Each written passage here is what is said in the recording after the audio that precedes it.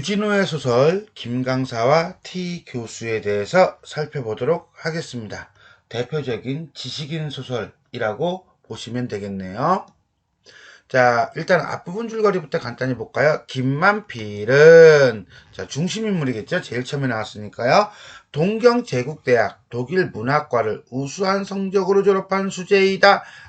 결국 뭐야? 일반 평범한 사람은 아니에요. 나름대로 배운 사람이구나 라고 보시면 되겠네요. 그러나 그는 취직난이 심한 때 졸업한 탓으로, 취직난이 심한 때 1920년대 어떤 시대 현실을 반영하고 있다 라고 보시면 되겠네요. 오랫동안 실업자 상태에 있었다. 그러다가 일본인 H과장의 주선으로 S전문학교에 시간 강사로 나가게 된다. 그는 남에게 알려지면 별로 좋지 않은 학생 때의 전력을 가지고 있다. 학생운동을 했다는 얘기네요.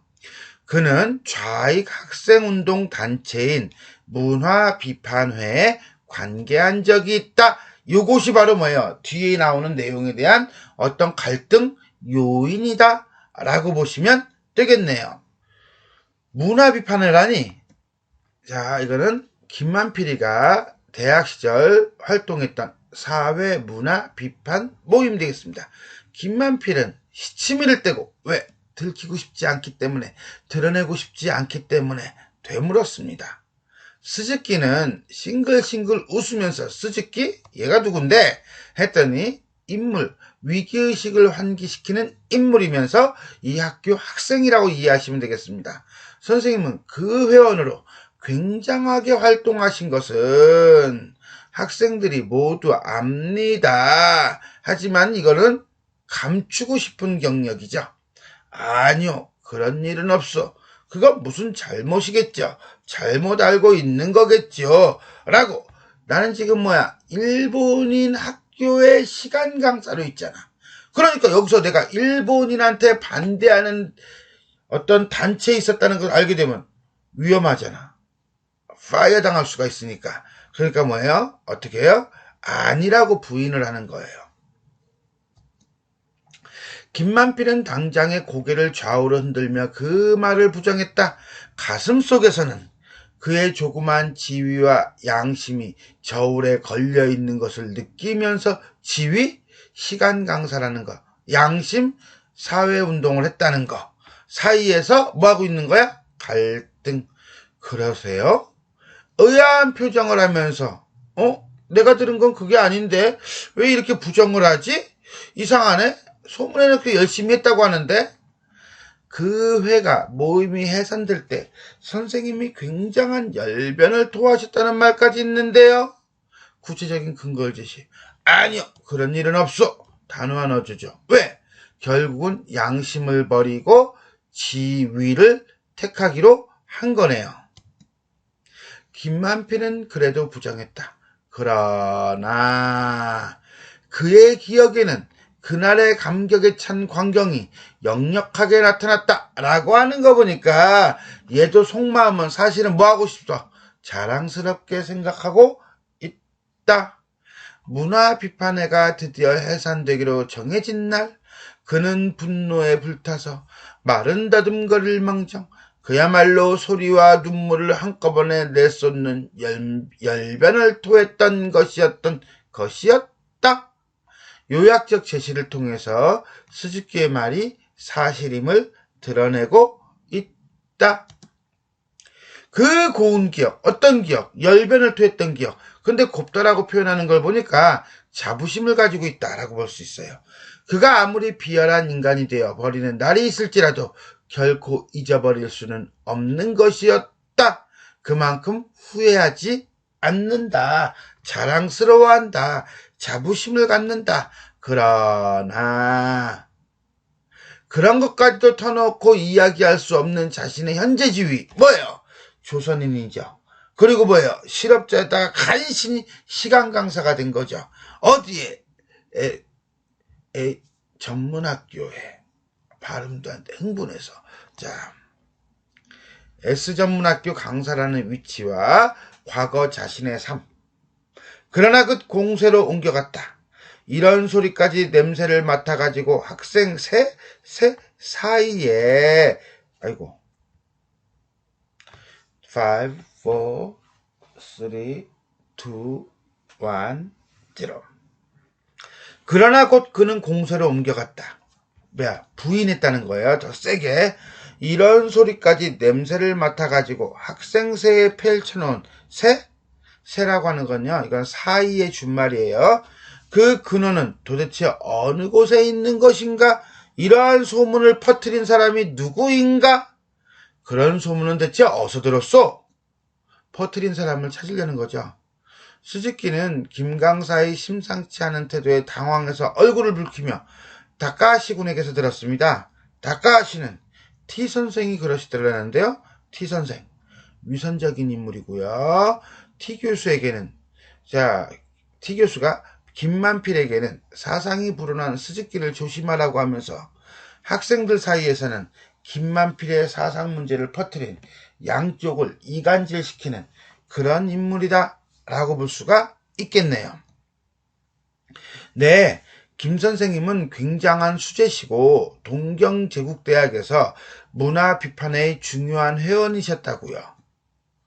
겉으로는 칭찬하죠. 수재라고, 중요한 회원이라고. 하지만 속으로는 이게 사실은 살아가는데 어찌 본다면 발목을 잡을 수 있는 건데 막 퍼뜨려서 곤란하게 만드는 거죠. 김만필은 말없이 생각하였다. 이것은 예사로 넘길 일이 아니다. 무슨 깊은 계획이 있는 것이라고 그는 생각했다. 어떤 다른 의도가 있는 것이라고 생각했다. 그러나 그렇기로 T 교수는 대체 어디서 또 그런 소리를 냄새 맡아왔을까? 이거 쉽지 않은데 아마 나를 뭐했어? 뒷조사했던 것 같아 라고 판단한 거야. 정말 XXX 같은 작자다. 욕하고 있는 거죠. 이번엔 이놈이 지 본색을 나타냈구나 하고 분개했다. 그러고 보니 지금 그의 앞에 있는 스즈키마저도 의심스러웠다. 얘도 혹시 나를 찔러보는 거 아니야? 혹시 T 교수한테 부탁받고 명령받고 이렇게 되는 거죠. 의심이 의심을 또 의심이 의심을 꼬리에 꼬리를 무는 그런 상태가 되고 있는 거예요.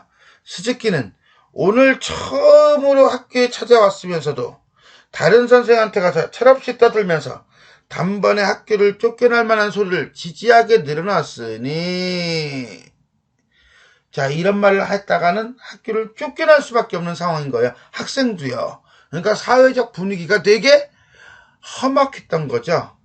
그런데 와가지고 이런 위험한 말을 막 한다는 거예요. 나한테 처음 오면서. 나하고 친한 것도 아닌데. 그러니까 얘가 나를 이렇게 믿고, 왜 나를 믿지? 뭐 때문에 믿지? 뭘 보고 믿지? 근거가 어디 있는 거야? 그러면 이놈도 스즈키도 T 교수하고 한 통속 아니야? 괜히 나를 떠보려고 온 거 아니야? 라고 의심을 하는 거예요. 이게 결과론적으로는 오해였지만 지금 상황에서는 오해인지 아닌지 어떻게 알아? 모르는 일이지. 이렇게 의심하기를 시작하니까 그 다음 모든 것이 꼬리에 꼬리를 물고 뭐였다? 의심 덩어리였다. 대체 취임식 다음날 T 교수가 난데없이 스즈키 욕을 자기에게 들려주던 것부터가 이상스러웠다. 저 앞으로 이제 넘어가는 거예요. 이전에 사건에 대해서 이제는 뭐 한 거예요? 자, 김만필의 회상을 통해서 드러내주고 있죠. 그러니까는 취임식 다음 날이라고 하는 것은 취직, 부임한 다음 날 T 교수가 자기한테 온 거야. 그리고 스즈키 조심하라고. 쟤는 되게 비판의식이 강하고 사회 문제 강하고 문제를 일으켜도 한참 크게 일으킬 녀석이라고. 조심만 가까이 하지 말라고. 이렇게 이제는 문제 학생이라고 나한테 들려준 거야. 그리고 난 다음에 애들 사이에서는 내가 어떤 문제가 될 수 있는 요소를 많이 얘기했다고 또 얘기하는 거야. 그러면 나한테 친한 척 해놓고 뒤에 가서는 뒷담화를 한 거죠.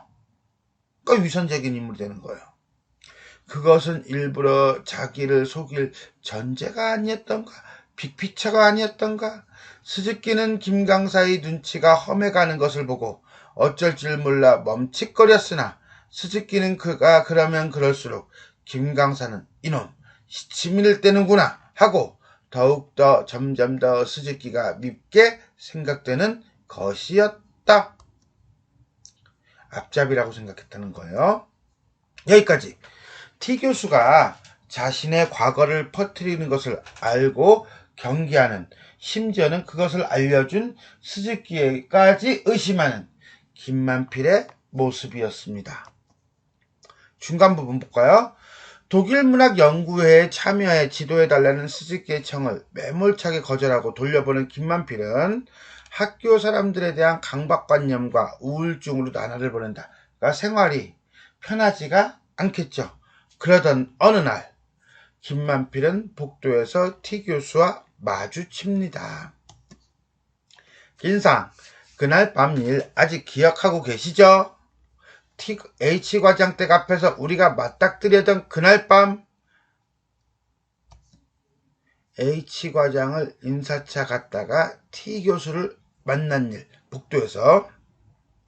김강사가 의미 없는 웃음을 지었더니, 형식적인 웃음을 지었더니, 기억하고 계시죠? 내가 과자 상자를 들고 갔던 거 보셨죠? 김강사는 웃으면서 고개를 끄덕거렸다. 과자 상자? 결국 뭐예요? 뇌물. 누구한테 주는 뇌물? H과장한테. 누가? T교수가. 세상이란 다 그런 겁니다. 좋고 좋은 거예요. 자, T교수의 처세술이고요. 자기 합리화가 되겠네요. 난들 그런 짓 하기가 좋아서 하겠소. 어쨌든 연말되어 되고 했으니 교장한테 뭐 과자라도 한 상자 사가지고 찾아가 두시란 말이요. 라고 하는 겁니까? 뇌물 주고 샤바샤바 하고 관계 맺고 이렇게 하세요. 조언하는 거죠? 착한 사람이네 라고 우리는 생각할까요? 아니죠. 왜? 앞에서 봤잖아요. 애들 앞에서도 T 교수는 이 말하고 내 앞에서는 저 말하고 이런 위선적인 인물이라는 걸 의심해 볼 만해요. 그죠? 자, 교장에게 뇌물을 주라고 권유를 합니다만은 글쎄, 교실에 들어가 강의를 하면서도 김강사는 T 교수의 말을 잊어버릴 수가 없었다. 자꾸 신경이 쓰였다. 다시 생각해보면 T 교수의 말도 그럴듯 싶었다. 그러나 다시 생각해보면 지금에 와서 과자 상자를 사들고 주적주적 교장을 찾아가도 소용이 없을 뿐만 아니라 업신여김을 받을 것만 같았다. 뿐만 아니라 T 교수의 성격이라든지 그의 모든 것을 생각해보면 그가 진정으로 김강사를 위해 무슨 말을 해줄 이유가 하나도 없었다. 왜? T 교수 자체가 위선적인 인물이니까. 만일 그렇다면 T 교수의 말은 사실은 책상 물림 주제에다가 어딘가 만만치 않은 고장이 있는 문화비판회를 활동했다는 약점을 조롱하는 것에 지나지 않는 것이다 라고 김만필이가 판단을 한 거죠. 그러나 또다시 다른 각도에서 생각해보면 T 교수의 말은 좀 더 의미가 깊은 것으로 교장은 너를 미워하고 있어. 너도 미리 생각을 돌리지 않으면 목 잘린다 같은 협박처럼 생각되었다. 김만필이가 생각하는 T 교수의 의도예요. 우린 T 교수의 본심은 몰라요. 그죠? 그러나 어쨌든 그날 밤 김강사는 명치옥이라는 가게에 가서 서양과자 한 상자를 샀다. 결국은 뇌물을 주고 인사를 하기로 결정을 한 거죠. 위 뚜껑에, 과자 뚜껑엔 조품이라고 두 글자를 쓰고, 조품이 뭔데? 변변치 않은 물건입니다. 내지는 남에게 보내는 어떤 겸손의 표현. 그러면서 누가 보냈는지는 알려줘야 할 거 아니야, 그치? 그래서 명함을 붙였다. 그러나 그러는 동안에도 그의 마음속에서는 끝까지 두 가지 생각이 싸우고 있었다. 내적 갈등이 일어나고 있었다. 얘는 맨날 갈등만 하다 말아. 암만 무얼해도 이 짓만은 하기 싫다. 양심의 가책이죠. 이 짓은 뇌물을 주는 거니까요. 자기가 이것을 가지고 가면 교장은 이놈도 이제 별 수 없군 하고 빙그레 웃을 것이고 조롱할 것이고, T 교수는 등 뒤에서 능글능글한 웃음을 띠며 나의 어리석음을 비웃을 것이다. 그래서 이 짓을 하기가 싫은 거예요. 양심이죠. 인격을 더럽히고 싶지는 않은 거예요. 비웃음을 당하고 싶지는 않은 거예요. 어차피 S전문학교 다니는 것도 길지 않아. 왜? 사람들 사이에서 이미 문화 비판에 참여했다는 것이 다 밝혀졌고, 그러다 보니까 사람들이 뒷담화를 하고 있고, 그러니 언제까지 여기서 계속 있을 것 같지는 않아. 이런 짓까지 하면 결국 나만 미치는 거 아니야. 어차피 잘릴 건데. 뇌물 주는 것에 대해서 회의적인 입장이죠. 결국 두 가지예요. 자, 양심의 가책을 느끼는 것 중에 첫 번째는 다른 사람의 비웃음을 얻고 싶지 않은 겁니다. 두 번째는 어차피 줘도 그만 안 줘도 그만 잘릴 것 같은 거예요. 그러나 이야기 뒤집어지나요? 바로 그 다음에는 다른 생각이 드는 것이다. 이건 뇌물을 주자. 현실주의적인 태도겠죠. 아니, T 교수의 말대로 세상이란 다 이런 것이다. 현실 자체가 문제인 거다.